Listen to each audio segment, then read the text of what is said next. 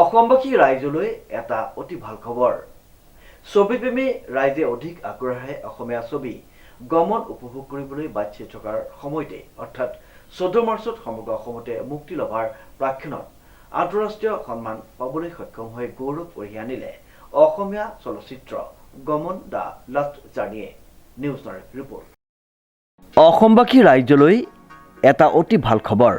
ছবিপ্ৰেমী ৰাইজে অধিক আগ্ৰহেৰে অসমীয়া ছবি গমন উপভোগ কৰিবলৈ ৰৈ থকা সময়তে অৰ্থাৎ 14 মাৰ্চত সমগ্ৰ অসমতে মুক্তি লভাৰ প্ৰাক্ষণত আন্তঃৰাষ্ট্ৰীয় সন্মান পাবলৈ সক্ষম হৈ গৌৰৱ কঢ়িয়াই আনিলে অসমবাসী ৰাইজলৈ অসমীয়া চিনেমা গমনে।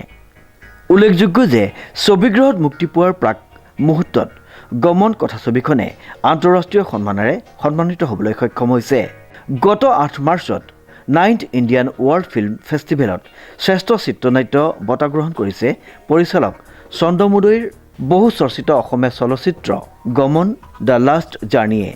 ইতিমধ্যে লছ এঞ্জেলছৰ 7 কণ্টিনেণ্টেল এৱাৰ্ড ফিল্ম ফেষ্টিভেলত শ্ৰেষ্ঠ ছবিৰ তালিকাত প্ৰতিযোগিতাৰ বাবে মনোনীত হৈছে।